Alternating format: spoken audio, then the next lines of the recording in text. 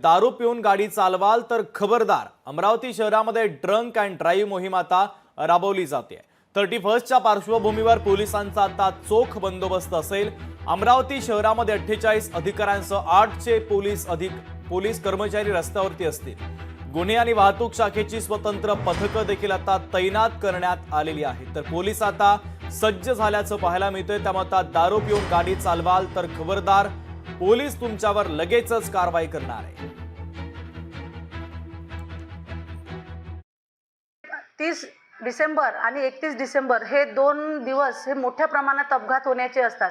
याला कारण म्हणजे आपण फार उत्साहात वाहन चालवतो, आपण दुर्लक्ष होतोय वाहतुकीच्या नियमांकडे। त्यामुळे अपघात टाळून आपल्या कुटुंबाची आणि आपल्या घराची काळजी घेण्याकरता आणि त्यांना सुखात ठेवण्याकरता आपण हे सर्व नियमाचे पालन करावे, असे मी शहर वाहतूक शाखा अमरावती शहर तर्फे सर्व नागरिकांना आवाहन करते।